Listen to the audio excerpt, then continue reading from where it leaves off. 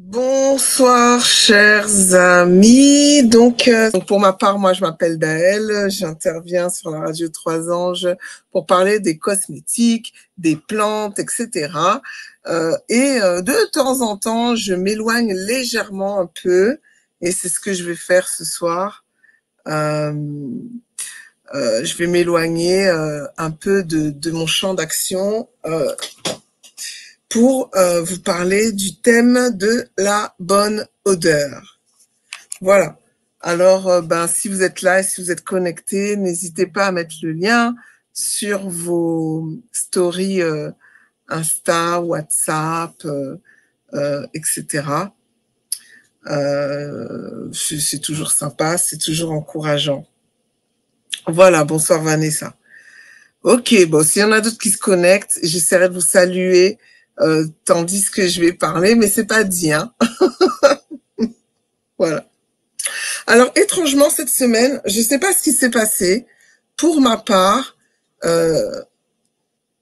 toute la semaine, je suis tombée que sur des enseignements, des conférences, des choses comme ça, qui parlaient de l'odeur, des odeurs en général.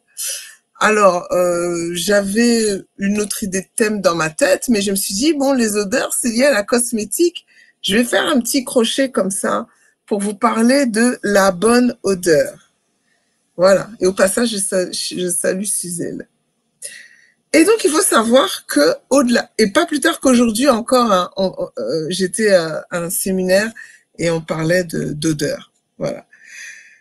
Et donc, avant-hier, j'étais en réunion avec... Avant-hier, je sais même plus quel jour on est, là, quand on est dans la nuit comme ça. Bref, ça change rien. Donc, avant-hier, j'étais en réunion avec des sœurs à moi. Et l'une d'entre elles m'a posé la question, Daël, est-ce que nous portons une odeur? Et si oui, est-ce que je peux être sûre que cette odeur soit une bonne odeur? Alors, il est bien évident que tout le monde porte une odeur corporelle.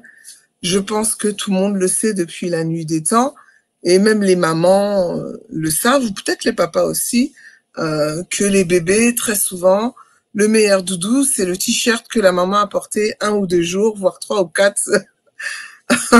Voilà. Donc, il est clair que en tout cas, l'humanité, je suis pas là pour parler des animaux, sont très sensibles aux odeurs. Voilà. Et qu'on sait que l'odeur a une action sur nous. Mais tandis qu'elle m'a posé la question, donc j'avais envie de fouiller un peu plus cette histoire d'odeur et d'en savoir un petit peu plus. Voilà. Parce que je suis un peu comme ça. Et au cours de mes recherches, j'ai trouvé des conseils sur Internet, mais alors des plus farfelus aux plus intéressants, des idées contradictoires, etc. Bon, comme on est plutôt avancé dans l'heure, je vais pas tout dire, mais en général, les conseils tournent autour de ayez une bonne hygiène, lavez-vous, lavez vos vêtements et mangez sainement. Voilà, je suis en train de regarder. Voilà, c'est en gros ça. Lavez-vous, lavez vos vêtements, mangez sainement, et tout ça sous couvert de ayez une bonne hygiène corporelle. Voilà. Et lorsque j'ai commencé à pousser mes recherches, j'ai découvert qu'il y a un chercheur spécialisé en neurosciences de l'olfaction et de la gustation qui s'appelle Didier Trottier et qui explique que tout le monde possède un ensemble de gènes qui va... donc tout le monde a des gènes qui va déterminer la présence de protéines olfactives dans votre corps. Et ce sont ces protéines que nous avons dans le corps qui vont donner l'information à notre cerveau sur les odeurs. Mais il semblerait que tous les êtres humains n'aient pas les mêmes récepteurs olfactifs. Voilà, on a tous des protéines, mais pas forcément dans le même nombre, pas forcément les mêmes. Et c'est pour ça que, en fait, on peut pas tous percevoir les odeurs avec la même intensité. Donc, par exemple, il y a une odeur de concentration 1 Il y a des gens qui vont être très sensibles dès cette concentration, et il y en a d'autres, il va falloir que ce soit 10 000 fois supérieur pour qu'ils soient sensibles à l'odeur. Alors, au-delà de ça, donc maintenant, on sait que pour... vous inquiétez pas, hein, je viens à mon sujet. Il y en a, ils vont se dire, oh là là, à 1h du mat, mais vous inquiétez pas. Mais il faut comprendre certaines choses qui se passent dans le cerveau. Au-delà de ça, quant à savoir si une odeur est bonne ou pas, ça, c'est encore autre chose qui va gérer ça. Donc, premièrement, je répète, on a des gènes qui vont déterminer à quel point on est sensible à une odeur, et certains ont des protéines plus que d'autres pour déterminer si c'est sensible. Mais au-delà de ça, pour savoir si une odeur est bonne ou pas, c'est pas génétique, c'est l'interprétation de ton cerveau. Et cette interprétation de ton cerveau, elle dépend du contexte dans lequel tu as grandi. Elle dépend de la culture. Par exemple, les enfants, ceux qui sont parents, très souvent, il y a toujours une période de leur vie où ils ont trouvé leur enfant jouer avec du caca. Enfin, parlons peu, parlons bien, avec du caca. Pour eux, c'est l'odeur même ne les dérange pas plus que ça. Mais c'est quand les parents disent « Ah, caca, pas bon, dégueulasse ah !» Voilà, au fur et à mesure, c'est comme ça qu'on éduque l'enfant que caca égale pas bon, égale mauvais, égale qui pue, égale sans mauvais. Vous voyez ce que je veux dire? Donc, cette interprétation vient du cerveau qui vient elle-même de la culture, de la façon dont vous avez été éduqué. Voilà pourquoi, par exemple, en France, on aime beaucoup les fromages non pasteurisés, justement, les fromages forts. En France, on va parler de maroilles, par exemple. Enfin, moi, j'aime pas le fromage, mais bon. Les Français sont très forts en fromage, en camembert, etc. Par contre, si vous allez aux États-Unis, les Américains qui sont plutôt habitués au fromage pasteurisé, ce que les Français vont appeler les faux fromages, ben, n'aiment pas du tout ces fromages-là, trouvent que ça sent fort, trouvent que ça pue des pieds, que c'est dégoûtant, qu'on ne devrait pas manger ça, etc. Voilà, c'est une question d'apprentissage. Donc, on a appris à détester des odeurs et on peut apprendre à en aimer d'autres. Voilà, ça c'était une introduction au niveau neuronal, etc., neurosciences. Donc, pour revenir à notre odeur, il faut savoir que chaque personne donc a une odeur corporelle, mais que cette odeur varie avec l'âge, le cycle menstruel, la chaleur, les pratiques d'hygiène, les émotions, les maladies, les médicaments, etc., etc. Et donc, la modification de votre odeur corporelle peut avoir des conséquences sociales, psychiques et autres. Ainsi, si quelqu'un a une mauvaise odeur, il y a des protocoles que les médecins doivent mettre en place par rapport à ces odeurs. Et il est demandé même aux médecins, vous voyez tellement l'odeur est importante, on apprend les médecins à changer, par exemple, le traitement, à le remplacer, à le supprimer, à apprendre aux patients à avoir une autre hygiène de vie, ou alors on va lui dire de s'accommoder par la cosmétique. Puisque, rappelez-vous, je vous ai donné la définition de la cosmétique et une de ses fonctions, c'est justement de masquer un peu les odeurs. Voilà. Alors, j'ai envie de vous poser la question, et il y en a qui vont poser la question, mais pourquoi tu me parles d'odeur corporelle? Parce que là, on est quand même à Radio 3 Anges, soit un peu plus spirituel, Daël, en plus c'est une veillée de prière. Voilà. Parce que en fait, je vous ai menti. Je vous ai pas dit tout à fait la question que ma copine m'avait posée. Je vous ai pas tout dit. Elle m'a posé la question, en vrai, Daël, est-ce que nous portons une odeur spirituelle? Je vous avais pas dit ce mot-là. Et si oui, si nous portons une odeur spirituelle, comment je peux être sûre d'avoir une bonne odeur spirituelle? Voilà. Et bonsoir Lazo 971. Et du coup, là, ça change tout. Et j'avais envie de vous parler de l'odeur corporelle dans le monde naturel parce que je me suis dit qu'il y avait des parallèles à faire avec l'odeur spirituelle que nous portons. Parce que je vais spoiler directement mon texte. Oui, on porte une odeur spirituelle, sinon je serais pas là à vous parler.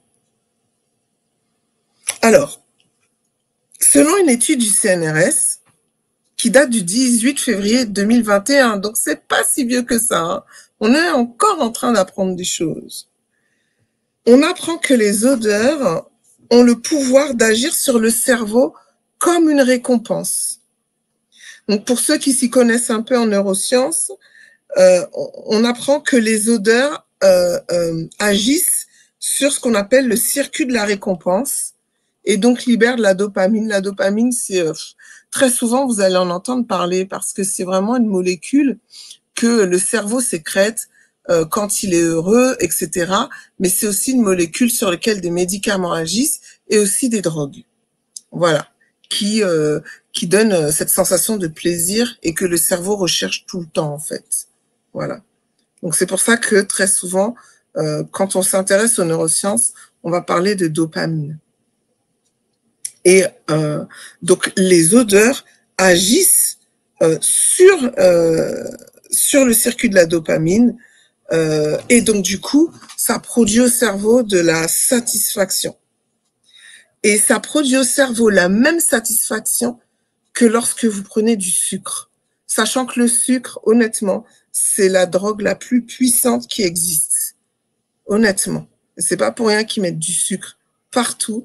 Et même sur des aliments sur lesquels ils disent qu'il n'y a pas du sucre, je peux vous assurer qu'il y a du sucre. Quand vous achetez des surgelés et que les légumes sont bien beaux, bien brillants, etc., en fait, il faut savoir, en tout cas en France, hein, je ne sais pas les autres pays, ils aspergent les légumes, les fruits. Je pense que les autres pays aussi, parce que je suis allée en Angleterre il y a quelques années de ça, et je trouvais que tout était sucré, même le salé. On sent très bien la différence de sucre. Ou si vous allez aux Antilles, pareil, vous allez sentir que les aliments sont beaucoup plus sucrés qu'en France. Donc oui. Et en fait, oui, ils aspergent de sucre pour les rendre brillants, etc. On est réellement, nous, dans notre population occidentale, des drogués de sucre. Et voilà pourquoi, j'ouvre une parenthèse, je sais pas pourquoi, mais voilà pourquoi il y a beaucoup de cancers, parce que le sucre, c'est le lit du cancer.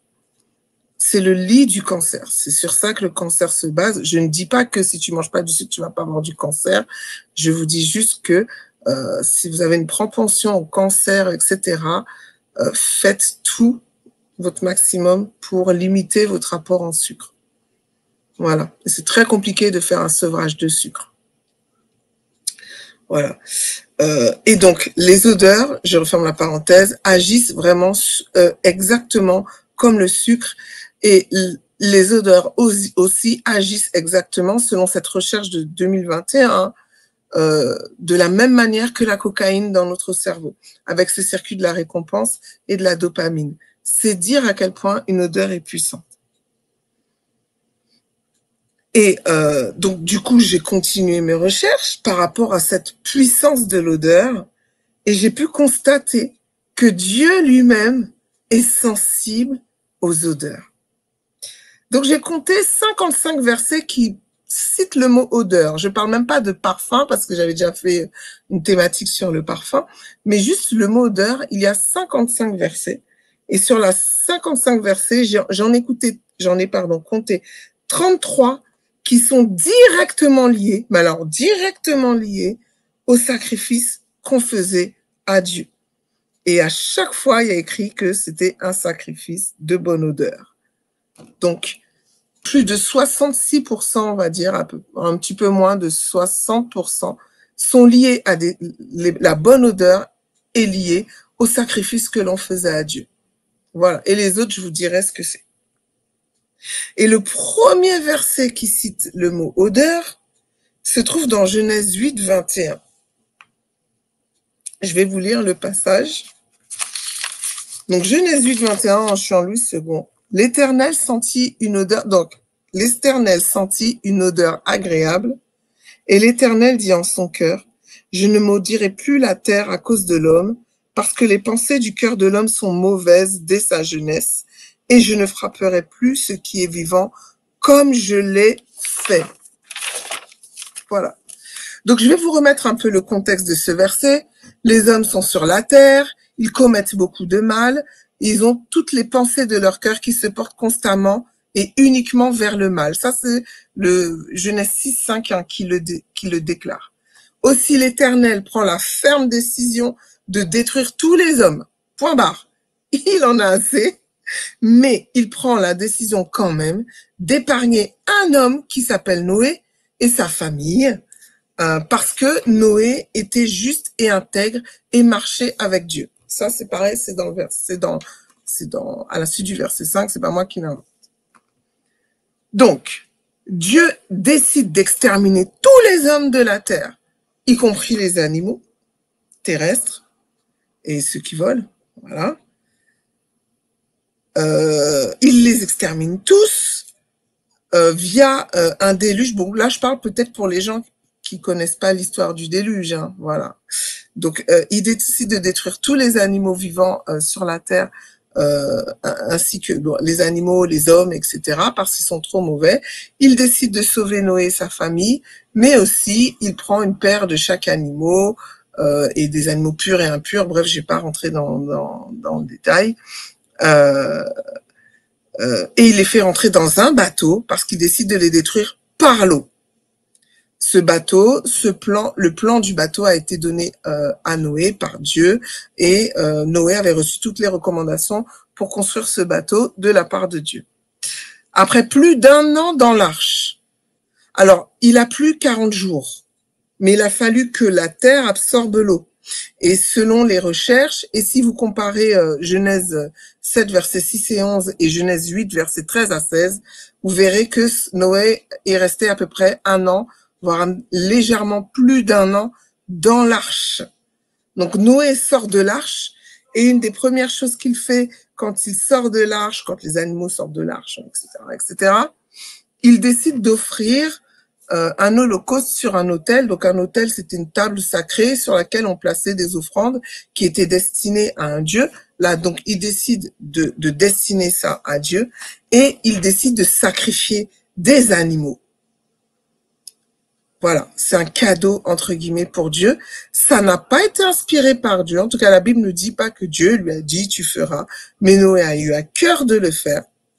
Et lorsqu'il le fait, l'odeur du sacrifice, et j'insiste bien sur l'odeur du sacrifice, l'odeur des animaux cuits a été pour Dieu comme une bonne odeur. Ce n'est pas le sacrifice qui était bon au nez de l'Éternel, j'ai envie de dire, mais c'est l'odeur du sacrifice. Et cette odeur est montée donc au nez de Dieu, si je peux dire ça comme ça. Et à ce moment-là, il a trouvé que cette odeur était agréable et boum, il fait une promesse. Il fait une promesse à l'humanité tout entière, ainsi qu'à tous les êtres vivants. Et cette promesse, c'est « Je ne détruirai plus la terre par un déluge ». Tout ça à cause d'une bonne odeur. Bon, j'exagère, mais c'est à peu près ça, hein, l'histoire. Est-ce que vous voyez la puissance de l'odeur? Ce n'est pas, et je répète bien, le sacrifice des animaux que Dieu a trouvé bon, mais c'était l'odeur de ces sacrifices qui a fait totalement fléchir le cœur de Dieu quant à décision de détruire l'humanité à nouveau par l'eau. Donc, si Dieu a pu prendre une décision aussi radicale vis-à-vis de l'humanité à cause de l'holocauste d'un homme, est-ce que vous ne pensez pas qu'un homme est sensible aux odeurs plus facilement qu'on le pense? D'ailleurs,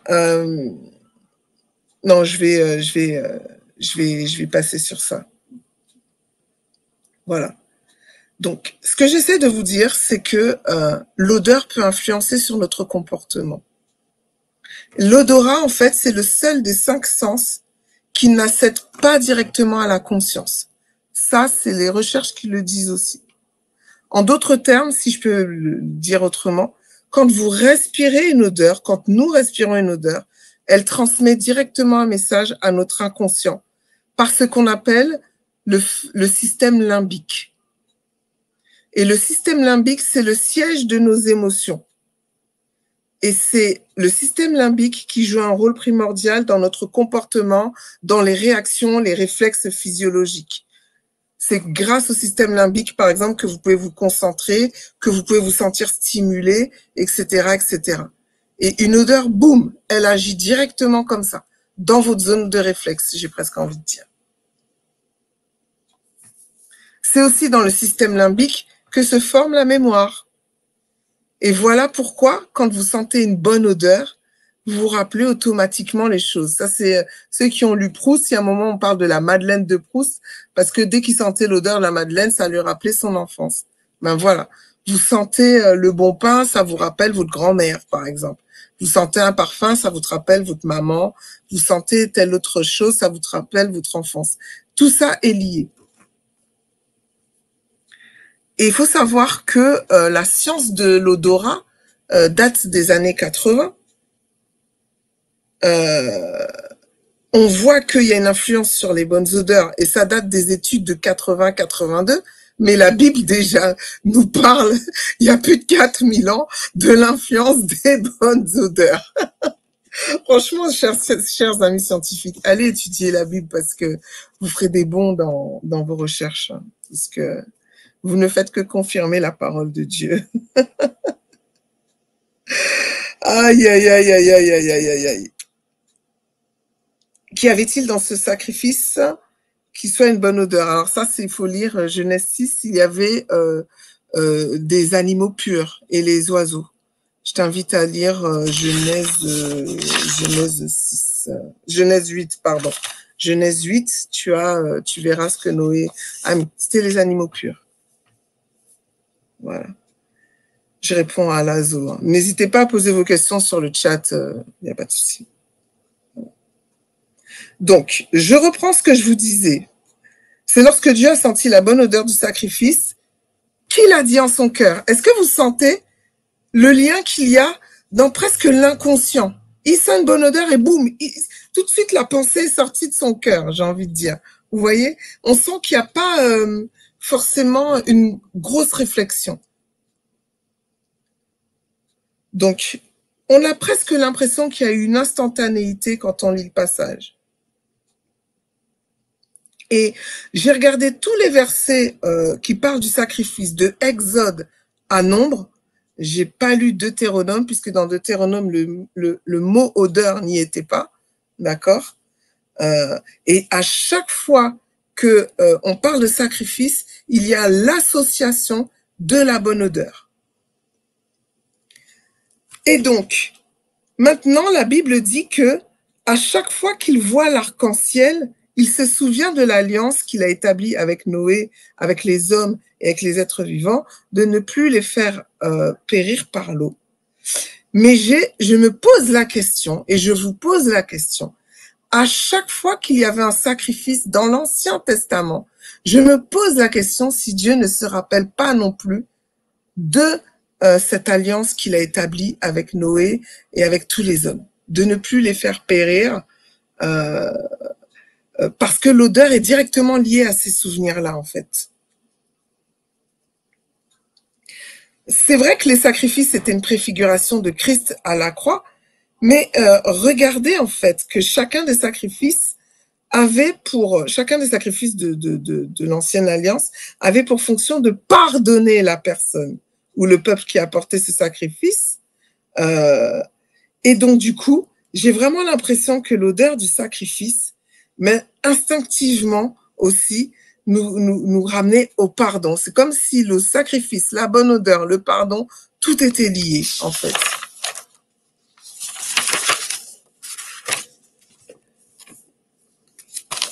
J'ai aussi lu un passage dans Ézéchiel et je suis très étonnée. Parce que Ézéchiel, c'est un prophète qui vient au niveau du peuple et parce que le peuple fait mal, le peuple adore des idoles et du coup, ils font des sacrifices. Et si vous lisez Ézéchiel 6, verset 13, c'est très bizarre. Dieu dit, « Et vous saurez que je suis l'Éternel, quand leurs morts seront au milieu de leurs idoles, autour de leurs autels, sur toute colline élevée et sur tous les sommets des montagnes, sous tout arbre vert, sous tout chêne touffu. Là, ils offraient des parfums d'une agréable odeur à toutes leurs idoles. C'est quand même intéressant que Dieu leur reproche de faire des sacrifices à des idoles, mais qu'il déclare que, ah, j'avoue, c'est quand même des parfums de bonne odeur. Vous voyez comment le sacrifice est tout le temps lié à la bonne odeur?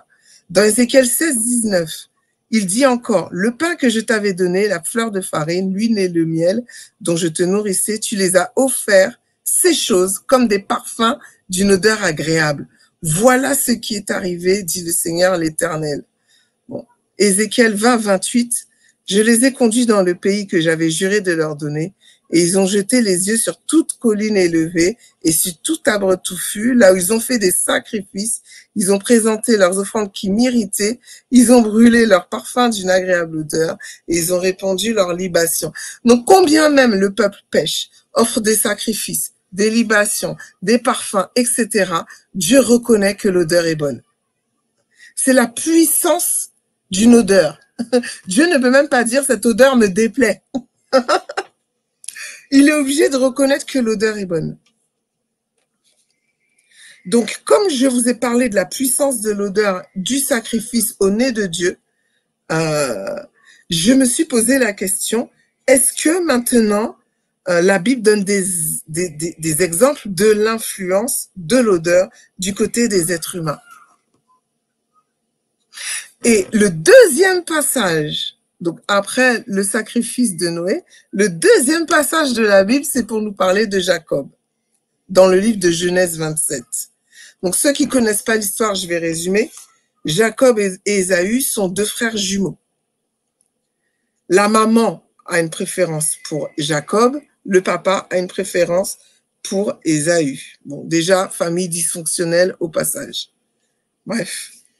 Le temps vient pour le papa qui s'appelle Isaac, qui est le fils de Jacob. Il se sent vieux et donc avant de mourir, il désire donner sa bénédiction à son fils préféré avant de mourir. Et rappelez-vous, son fils préféré, c'est Ésaü. Il demande à son fils préféré Ésaü d'aller à la chasse et de préparer un repas. Mais la maman a entendu la conversation et la maman se rappelle de la promesse de Dieu, que ton fils Jacob, c'est lui qui dominera. Parce qu'il y en a, ils aiment bien critiquer le stratagème de sa maman, mais heureusement que la maman était là pour un peu rétablir les choses au sujet de la parole de Dieu. Isaac savait très bien que Dieu avait dit que Jacob allait dominer sur le premier. Mais bon, je ne sais pas pourquoi Isaac a voulu faire selon son cœur, mais par la grâce de Dieu, Dieu a trouvé un chemin pour que ce soit Jacob qui ait cette bénédiction. Voilà. Donc la maman entend la conversation, et comme son mari Isaac n'a pas une bonne vue, puisqu'il est vieux, elle décide de monter un stratagème pour que son fils préféré ait cette bénédiction. Et donc du coup, elle prépare le fameux repas demandé, elle déguise son fils avec les vêtements d'Ésaü, et elle lui dit d'aller se présenter devant le papa et de se faire passer pour Ésaü, ainsi il aura la bénédiction. Et donc Jacob se présente devant Ésaü. Et voyez le texte dans Genèse 27. Isaac doute d'avoir Ésaü en face. Ah, pas tout de suite, ne mets pas le verset tout de suite. Isaac doute d'avoir Ésaü en face de lui parce qu'il reconnaît la voix de Jacob. Il a beau être aveugle, il n'est pas sourd. Donc, il doute à cause de la voix. Il doute parce qu'il dit, non mais attends, il y a quelques minutes, je t'ai dit d'aller tuer le gibier, tu l'as déjà trouvé, tu l'as déjà cuisiné, etc. Il sent bien que, attends, au niveau timing, on n'y est pas. Voix, on n'y est pas. Timing, on n'y est pas. Et regardez bien même qu'il s'empresse pas tellement de bénir le fils. Il préfère finir le repas. Et rappelez-vous, 2 chevreaux. Donc, il a mis son temps, du pain et du vin. Bref. Mais c'est lorsque, tout à coup, Jacob vient l'embrasser. Isaac sent l'odeur, puisque rappelez-vous, il avait les vêtements d'Ésaü sur lui. Isaac sent l'odeur d'Ésaü sur Jacob, et là, boum, il le bénit. Voici l'odeur de mon fils qui est comme l'odeur d'un champ que l'Éternel a béni. Boum, la bénédiction, elle sort. Bien que il ait bien entendu que ses oreilles lui aient fait comprendre que c'est chelou, comme dirait ceux de ma génération, que le temps c'est bizarre, mais l'odeur a réussi à le convaincre. Il n'a pas cherché à en savoir un peu plus. Est-ce que vous voyez la puissance de l'odeur? Elle peut délivrer une bénédiction telle que lorsque Ésaü est venu pour réclamer sa bénédiction auprès de son père, cette bénédiction était tellement puissante qu'Isaac n'a pas réussi à lui donner une bénédiction de la même hauteur, et il lui a juste dit, écoute, moi tout ce que je peux te promettre, c'est que tu vas errer ça et là pour sortir de la domination de ton frère. Énorme. C'est énorme.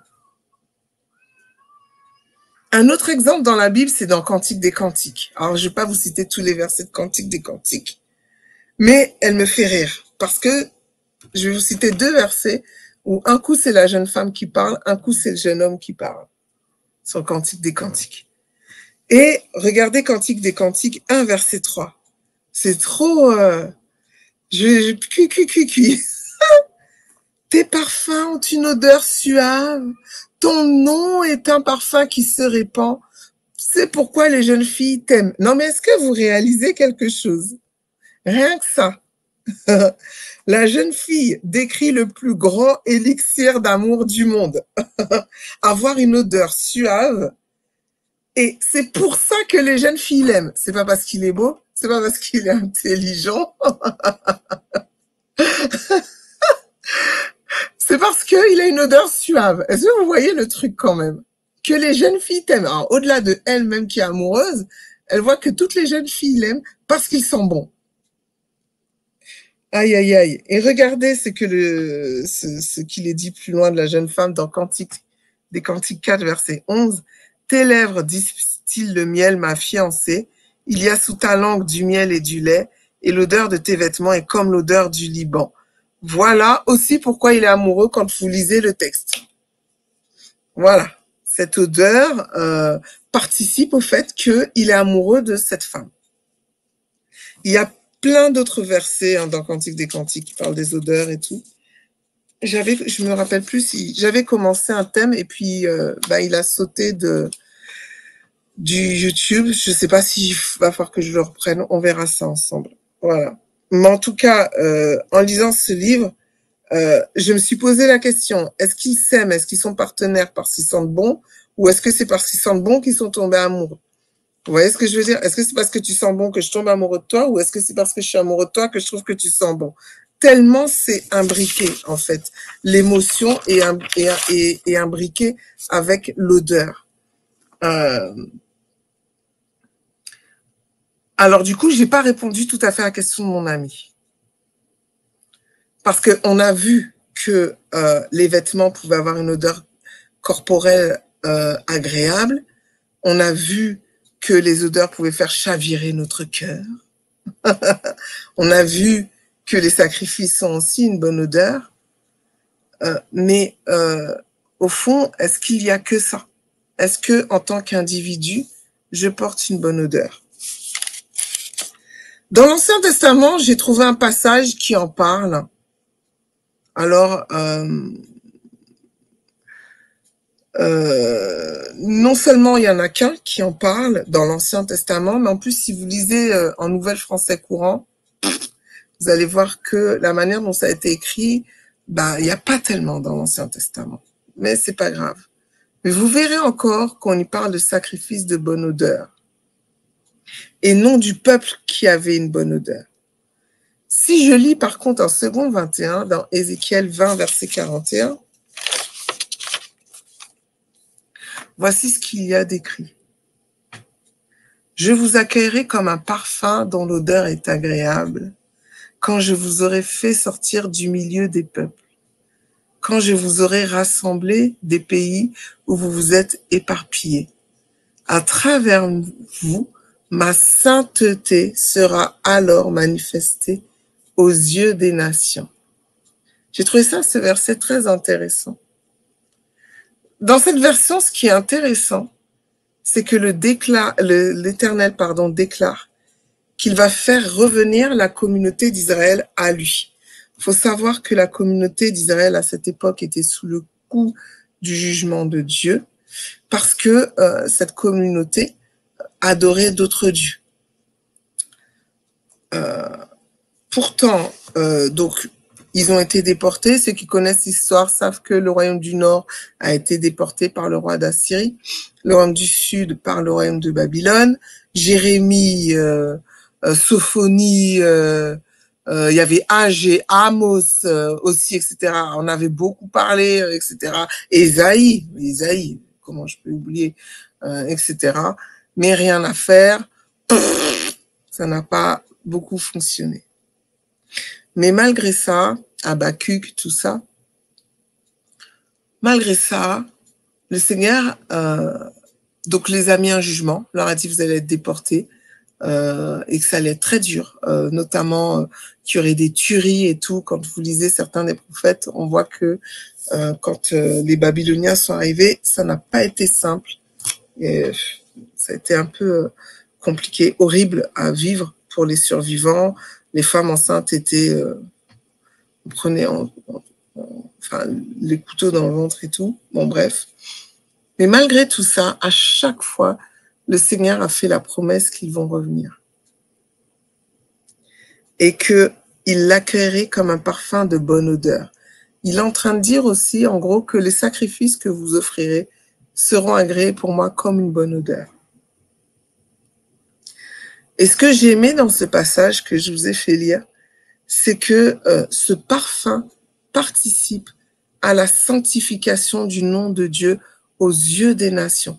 C'est extraordinaire. Autrement dit, cette bonne odeur que le peuple dégage déclare à tout le monde que Dieu est saint. C'est ça que ce passage dit. Votre odeur va permettre de déclarer à tous que Dieu est saint. C'est énorme. Alors, vous savez quoi? Si dans l'Ancien Testament, on voit que la bonne odeur est plutôt liée au fait de faire des sacrifices, eh bien, ce que j'ai aimé, c'est que dans le Nouveau Testament, il y a une nouveauté. Je ne suis plus obligée de faire des sacrifices. Il y a toujours un avant et un après. Vous savez toujours, il y a un Ancien Testament, un Nouveau Testament. Certains disent un Premier Testament et un Deuxième Testament. J'aime bien aussi parce que ça ne veut pas dire que l'Ancien Testament est abrogé, aboli, mais il a juste été accompli. Il s'est passé quelque chose, le sacrifice de Jésus sur la croix, et ça a remis beaucoup de pendules à l'heure. Et ce sacrifice de Jésus a permis d'avoir quelque chose de différent, même au niveau de ce qu'est une bonne odeur. J'aimerais que nous lisions ensemble Éphésiens 5, verset 2. Si tu peux le mettre à l'écran, Éphésiens 5, 2. Et marcher dans la charité en suivant l'exemple de Christ qui nous a aimés et qui s'est livré lui-même à Dieu pour nous comme une offrande et un sacrifice de bonne odeur. Je ne sais pas, j'ai pas la même version. Cette version est pas mal. Je vais vous lire aussi ma version. Du coup, j'ai dû faire une erreur quand j'ai transmis. J'ai pas dû préciser la bonne version. Qui dit et vivez dans l'amour en suivant l'exemple de Christ, qui nous a aimés et qui s'est donné lui-même pour nous comme une offrande et un sacrifice dont l'odeur est agréable à Dieu. C'est très bien les deux. C'est très très bien. Donc, je comprends donc que Jésus-Christ, et là, de toute façon, si vous êtes là à Radio 3 Anges, c'est parce que vous savez que Jésus-Christ, quand même, a fait le sacrifice ultime. Et si vous lisez tout le livre de Éphésiens, en tout cas, si vous lisez les chapitres 4 et 5 du Éphésiens, vous verrez que ce sacrifice ultime de Jésus, dont l'odeur est agréable à Dieu, nous permet de vivre la vie de l'esprit et donc d'être débarrassé de notre ancienne manière de vivre qui est aussi appelée le vieil homme ou la chair. En effet, avant de connaître Christ, et avant de connaître Christ comme Seigneur et Sauveur, bah c'est bien beau, il y a des gens qui connaissent Jésus-Christ, ils en ont entendu parler, vous voyez, mais ils l'ont pas accepté comme Seigneur et Sauveur. Avant de le connaître,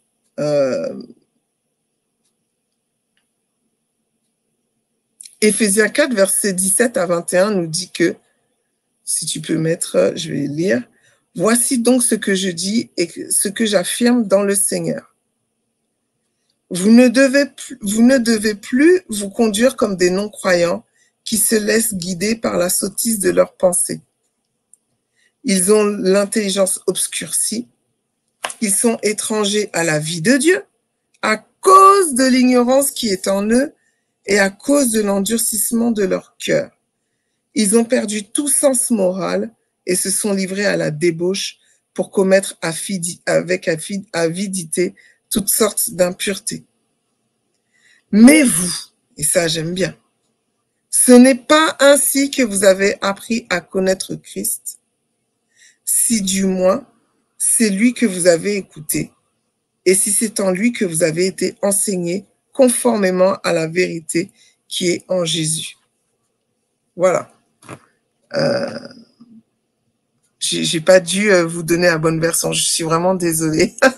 C'est pas grave. Ok. Donc, qu'est-ce que ce passage dit? C'est qu'avant, je me conduisais mal. Je me conduisais vraiment comme un incroyant et que j'étais livré à mes propres envies, voilà, qui sont pas bonnes du tout et qui sont des impuretés. Mais il y a un moment dans ma vie où j'ai appris à connaître Christ. Et quand j'ai appris à le connaître et que j'ai accepté comme Seigneur et Sauveur, j'ai décidé de l'écouter, j'ai décidé d'être enseigné par lui conformément à la vérité qui est en lui et de marcher comme lui dit. Et c'est important de comprendre ça pour la suite par rapport à l'odeur. Donc, maintenant que le Saint-Esprit est en moi, parce qu'il faut comprendre que le Saint-Esprit est en nous maintenant. L'Esprit de Jésus-Christ lui-même est en moi. Et cet esprit me donne la connaissance de Christ, puisque c'est l'esprit de Christ.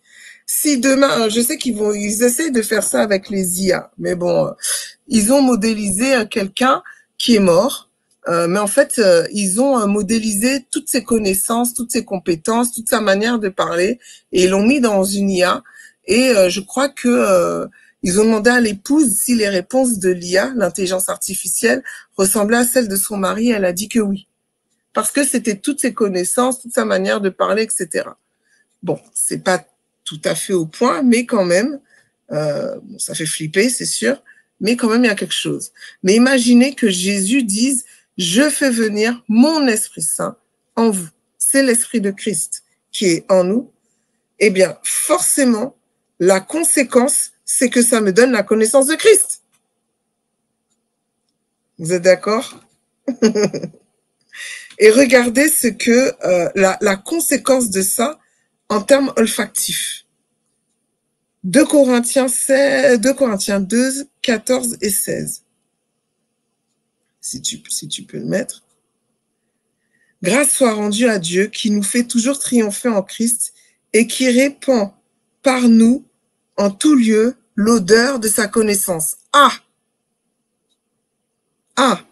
Donc premièrement, il y a une odeur. La connaissance de Christ produit une odeur. En moi. Ah bon. En tout lieu. Ah bon. Nous sommes en effet pour Dieu la bonne odeur de Christ. Ah bon. Verset suivant. Aïe, aïe, aïe, aïe, aïe, aïe, aïe. Oui, nous sommes la bonne odeur de Christ parmi ceux qui sont sauvés et parmi ceux qui périssent. Ça veut dire que tu es sauvé, que tu sois pas sauvé. Mon ami, toi, en ayant Christ en toi, l'esprit de Christ en toi et la connaissance de Christ, non seulement tu produis une odeur, mais une bonne odeur. Donc, aux uns, une odeur de mort qui donne la mort, et aux autres, une odeur de vie qui donne la vie. Et qui est suffisant pour ces choses? Car nous ne falsifions, je suis désolée, je suis fatiguée. Nous ne falsifions point la parole de Dieu comme font plusieurs, mais c'est avec sincérité et c'est de la part de Dieu. Et je répète, et c'est de la part de Dieu que nous parlons en Christ devant Dieu. Alors, donc, on va y aller doucement. Parce que j'ai mal mis mes notes. Alors, donc, Christ est mort sur la croix. Il a produit le sacrifice ultime de bonne odeur. Par ce sacrifice, je reçois le Saint-Esprit, selon la parole de Joël 3, verset 1, qui dit que après cela, je répandrai mon esprit sur toute chair, qui est repris aussi dans Acte 2, 17. Donc, ok, il y a Christ, est mort sur la croix, il a produit le sacrifice ultime, c'est un sacrifice de bonne odeur. Par ce sacrifice, j'ai reçu le Saint-Esprit, puisque la parole dit que il répandra l'esprit sur toute chair. Ce Saint-Esprit me donne la connaissance de Christ, car il est lui-même l'Esprit de Christ. Et cette connaissance a une odeur, et je tiens à vous dire que cette connaissance, c'est pas la connaissance du bien et du mal, hein. C'est la connaissance de Christ. C'est pas la connaissance de l'art, de la science, etc. C'est la connaissance de Christ. C'est la connaissance au-dessus de toutes les connaissances, si je peux dire ainsi. C'est l'odeur de la connaissance de Christ lui-même, du Fils de Dieu, de loin. Et cette odeur est si puissante qu'elle est censée se répandre en quelques lieux que je me trouve. Et si je regarde la suite, cette odeur que je répands en quelques lieux que je me trouve, à cause de la présence de Dieu en moi, devient une bonne odeur, est une bonne odeur. Et le mot grec de ce mot odeur, qui se dit euodia, l'assimile même, c'est la même odeur que pour l'encens. Rappelez-vous l'encens dans l'Ancien Testament. Et écoutez, hein, le mot de odeur est assimilé à l'encens, a une odeur d'obéissance, de satisfaction. Elle est semblable aux bonnes odeurs des sacrifices dans l'Ancien Testament. C'est ce mot-là qui dit tout ça. Parce que comme je vous ai dit, en hébreu, en grec, ça a toujours plus de signification qu'en français. Et donc, quand le Seigneur dit qu'on a une bonne odeur, c'est une odeur de satisfaction, c'est l'odeur de l'encens qu'on retrouvait dans le tabernacle, c'est l'odeur de la bonne obéissance. Donc, obéir à Dieu produit une bonne odeur. Cette odeur, c'est comme l'odeur des sacrifices de l'Ancien Testament. Et donc, il y en a qui vont dire, oui, mais pour certains, c'est une odeur de mort. Ben oui, parce que à cette odeur, rappelle-toi l'histoire des fromages, etc., que j'ai juste expliqué. L'Américain il mange tellement des fromages pasteurisés qu'il n'a pas l'habitude des bons fromages français. À cette odeur, ceux qui sentent que c'est une odeur de mort, c'est parce que cette odeur leur rappelle que Dieu est saint, comme je vous avais cité dans Ézéchiel. Et donc forcément, ça les renvoie au fait que eux, ils ne sont pas saints. Et ils ne sont pas saints, pourquoi? Pas parce qu'ils pêchent tellement que ça, parce que bien sûr, le péché, mais c'est parce qu'ils refusent d'être sanctifiés par Dieu, parce que c'est Dieu qui déclare ça. Ils n'acceptent pas donc le sacrifice de Dieu. Ils n'acceptent pas le sacrifice. Donc l'odeur même du sacrifice ne peut pas venir en eux puisqu'ils ne l'acceptent pas dans leur vie. Et donc forcément, ils sont voués à mourir. Et donc cette idée les ramène au fait que tu vas crever. Tu vas mourir. Tu vas mourir. Voilà. Mais pour nous autres, l'odeur que nous portons, et c'est une odeur de vie, mais pas que. Le verset dit que cette odeur porteuse de vie, elle produit la vie. C'est extraordinaire. Quand on commence à rentrer vraiment dans la parole, on comprend que non seulement je sens la vie, mais je peux la donner. On parle bien du don de pouvoir parler de la bonne nouvelle et que les gens reçoivent la vie éternelle. On est bien d'accord. C'est pas parce que tu ressuscites des morts que ce mort-là ne va pas mourir. Il y a toujours un moment où ce mort-là va mourir. Mis à part Enoch, qui est monté là-haut, et comment il s'appelle, Élie. Je ne pense pas, mes amis, qu'aucun d'entre vous, vous avez le pouvoir et la possibilité d'imposer les mains ou je sais quoi faire et faire que la personne aille aux cieux sans même passer par la mort. Sinon, déjà, tu l'aurais vu pour toi-même. Voilà. Elle produit la vie. Pourquoi? Parce que tu parles de la part de Christ et que c'est la vie de Christ que tu distilles. Ça, c'est merveilleux, n'est-ce pas? Alors, ma réponse à mon ami, c'est de, bah oui, on transporte une excellente odeur. C'est celle de la connaissance de Christ. C'est celle de la connaissance de celui qui a été oint. C'est celle de la connaissance du Fils de Dieu. Et la Bible dit bien qu'il est Fils de Dieu. Il est Dieu lui-même. Du coup, est-ce que je dois faire des sacrifices pour avoir une bonne odeur? La Bible dit que Dieu préfère les sacrifices spirituels aux sacrifices des animaux. J'aimerais vous les nommer, mais je me semble que je l'ai déjà fait quand j'ai fait la parabole de l'ivraie. Au pire, un jour, je vous ferai le listing. J'ai fait le listing de tous les sacrifices spirituels auxquels Dieu prend part. Mais sinon, il me semble que quand j'ai parlé des maladies du blé, j'en ai parlé quand j'ai parlé de l'ivraie. Voilà. Donc, j'aimerais revenir maintenant à l'aspect cosmétologique parce que de base, je suis là pour ça, de notre étude. Au Japon, on a compris depuis bien longtemps la grande influence que peut avoir une simple odeur. Par exemple, dans certaines entreprises, ils diffusent du parfum dans les bureaux, mais ils changent le parfum au moment de la journée. Le matin, par exemple, ils vont mettre plutôt des odeurs citronnées parce que ça a des vertus stimulantes. Le soir, ils vont plutôt mettre des odeurs de fleurs parce que ça a des vertus de concentration.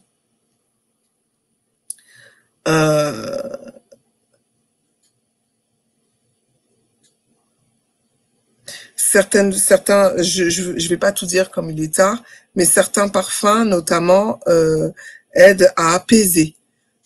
Alors, j'aimerais ouvrir une parenthèse au niveau cosméto.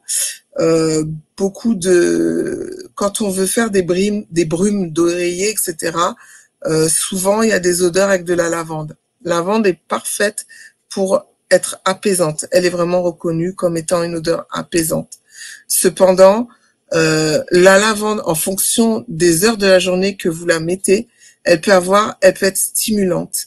Et certaines études ont montré que si vous faites une brume d'oreiller, et j'ai fait le test avec mon père, il n'a pas dormi de la nuit, avec de la lavande, si vous mettez avant de dormir, c'est plutôt stimulant et ça empêche les gens de dormir. C'est apaisant, mais ça ne le fait pas trouver le sommeil. Donc, pour ceux qui aiment bien diffuser de la lavande, attention, oui, elle est apaisante. Je sais que sur certains blogs, on va vous dire, parce que c'est vraiment une odeur de base, la lavande, mais il se peut que vous dormiez pas, donc faites attention à ça. Voilà.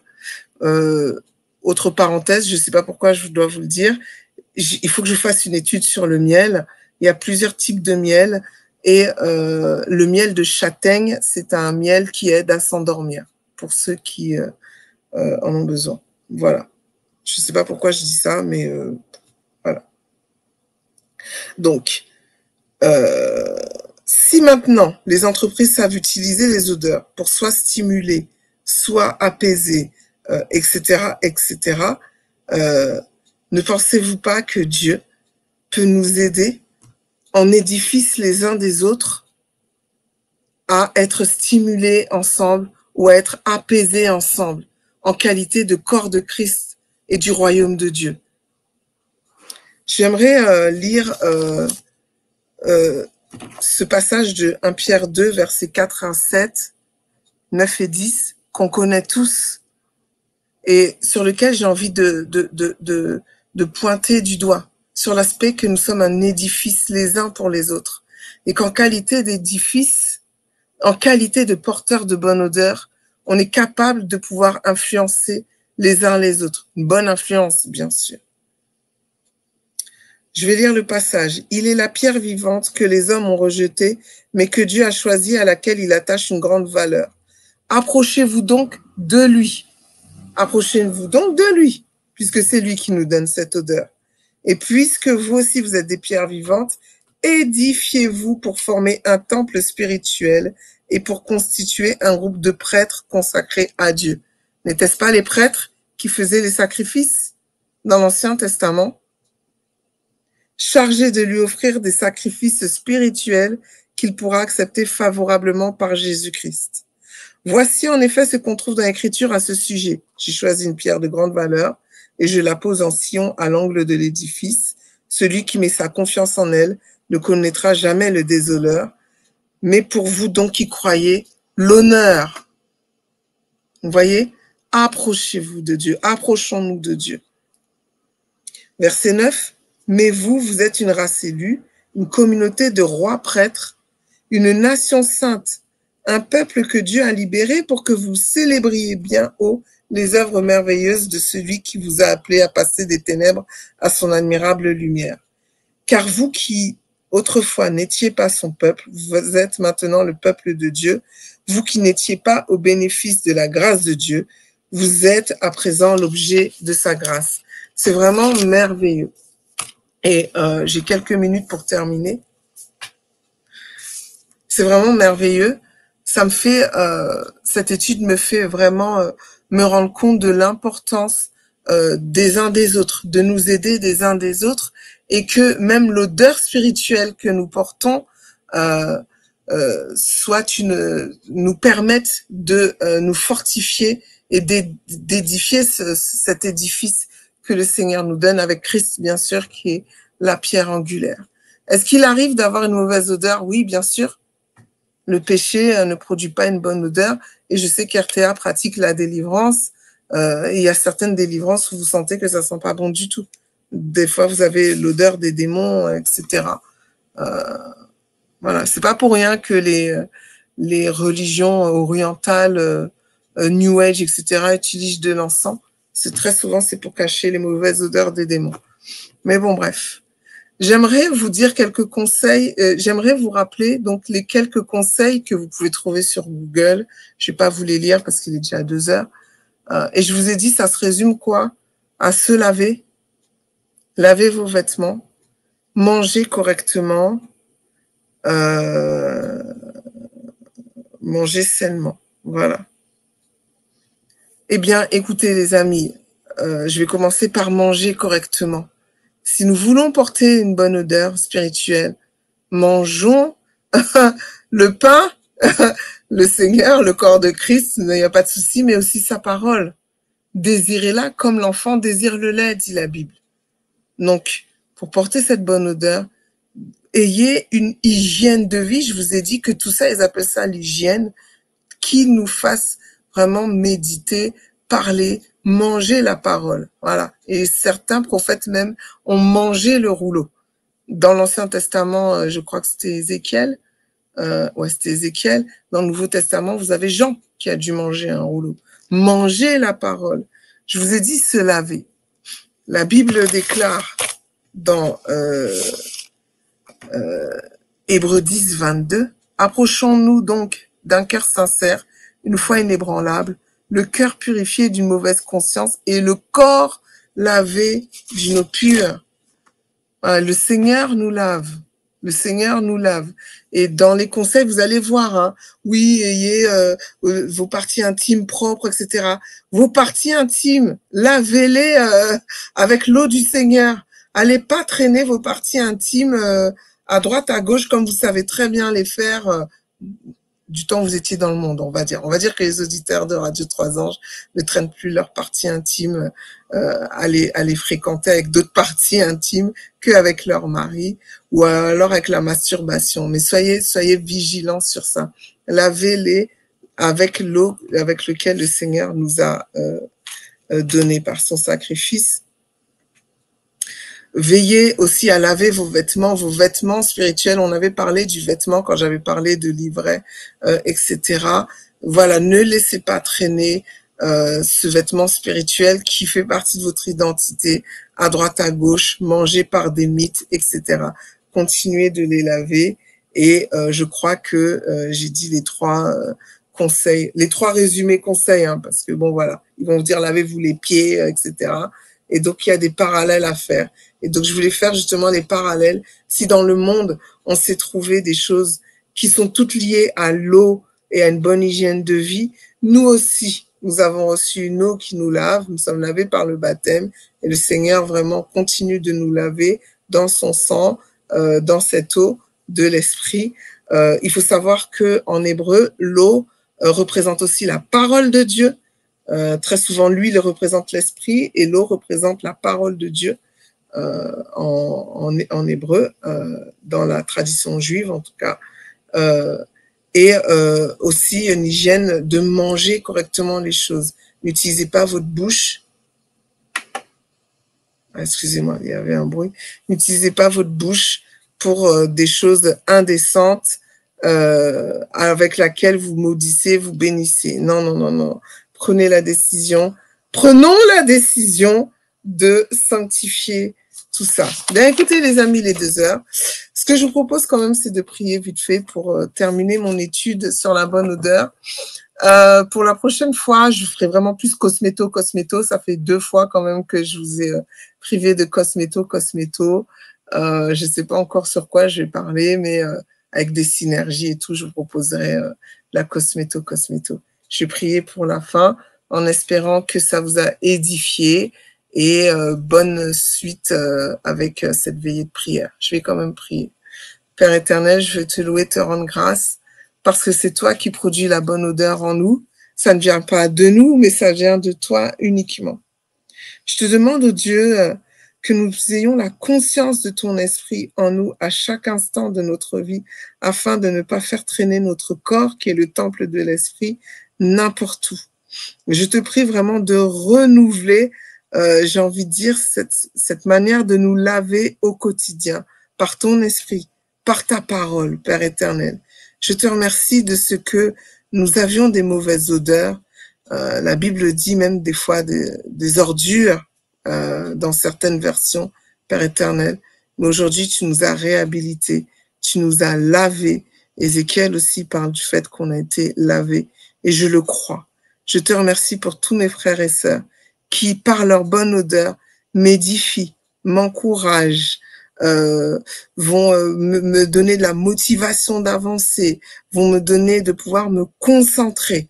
Je te remercie, Seigneur Dieu, parce que par la bonne odeur que tu me donnes et que tu me donnes au travers de mes frères, ça passe non pas par mon système intellectuel, mais directement, ça me rappelle que je suis liée à toi et que je suis ta fille bien-aimée. Je te remercie, Seigneur Dieu, pour tout ce que tu accomplis, tant pour moi que pour les auditeurs de la radio 3 Anges. C'est au nom de Jésus que j'ai prié. Amen.